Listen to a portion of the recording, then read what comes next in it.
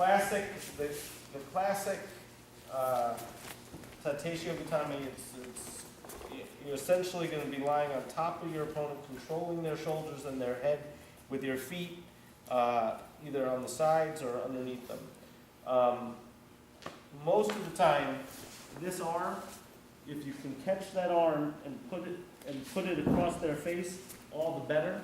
This hand, for me, underneath his head, will try to lift his head, either with your own hand or by grabbing the gi and keep that head up. If that head is on the ground, he has an easier time bridging. We didn't practice bridging today, but we all know what a bridge is. Why don't you show a bridge real quick, just to the side, one side or the other, right? So that's how you're going to try to get your opponent off of you, is by bridging. If your head is up off the ground, it's much harder to bridge. It makes it very, very difficult. So the pin is, you straddle your opponent, your legs are squeezing him tight. Your head is driving into the ground. My weight, my shoulder, is driving his arm into his face. This is, again, lifting up, so it's difficult for him to bridge. Generally with my hands clasped or in a bear hug. And then as he tries to bridge and lifts up his butt, I'm gonna squeeze my legs and put my heels underneath him so that he can't get any leverage.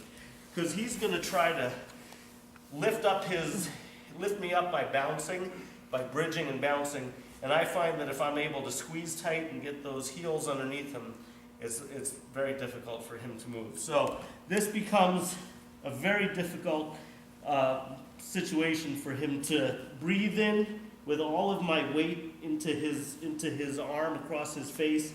I'm squeezing tight, I'm lifting that head so we can't bridge, and I'm squeezing tightly with everything so that it's very difficult for him to move.